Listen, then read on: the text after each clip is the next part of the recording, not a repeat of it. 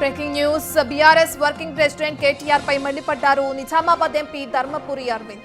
జూబ్లీహిల్స్ ఉప ఎన్నికల్లో ఓట్ చోరీ జరిగిందని అనటం హాస్యాస్పదమన్నారు ఆయన. రాష్ట్రంలో దొంగ ఓట్లు తీసుకొచ్చిందే బీఆర్ఎస్ పార్టీ అని ఆరోపించారు అరవింద్.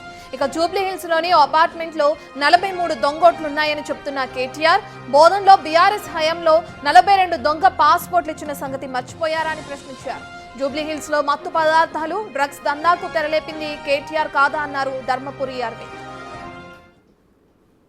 అరే బేవకూఫ్ కేటీఆర్, ఈయన 43 ఓట్లు వెళ్ళినాయి. అవి నీ టైంలోనే ఎన్రోల్ అయ్యి ఉంటాయి వెరిఫై చేస్తే.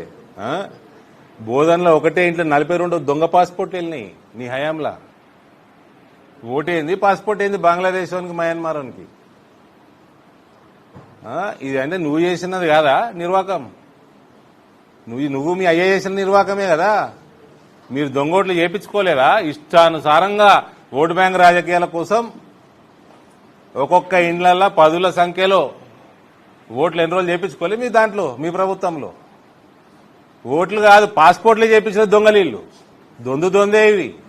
మళ్ళా నేను పేరు తీసుకోను, మీకు అర్థమైంది రాసుకోండి.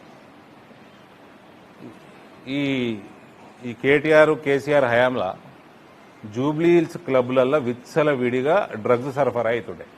ఈ ఈవినింగ్ క్లబ్స్, పబ్బులు, క్లబ్బులు ఇవన్నీ జూబ్లీహిల్స్లో రోడ్ నెంబర్ 45లా 36లోనే అత్యధికంగా ఉంటాయి. ఇప్పుడు వచ్చే ఏదైతే ఎలక్షన్ వస్తుందో ఆ కాన్స్టిట్యున్సీలనే ఉంటాయి. డ్రగ్స్ సరఫరా అత్యధికంగా ఉంటుండే కేటీఆర్ హయాంలా. జూబ్లీహిల్స్లా లోకల్ జూబ్లీహిల్స్లా ఎవరు కనుసన్నలో నడుస్తుండే? ఎవరు కనుసన్నలో నడుస్తుండే తెలియదా?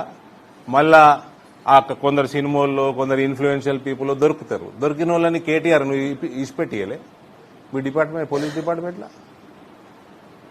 సమాజానికి డ్రగ్స్ అలవాటు చేసే దాంట్లో జూబ్లీహిల్స్ నాయకుడు, మీ టీఆర్ఎస్ నాయకుడు ఎవరు ఉండే మరి అప్పుడు? ఈయన దొంగ ఓట్లు ఎన్రోల్ చేస్తారు. అవన్నీ ఎన్రోల్మెంట్ మాక్సిమం మీ దాంట్లోనే ఉంటాయి, మీ అయ్యా హయాంలోనే. ఓటు ఎన్రోల్మెంట్ కాదు, పాస్పోర్ట్లు కూడా దొంగ పాస్పోర్ట్లు ఎన్రోల్మెంట్ చేయించారు మీరైతే.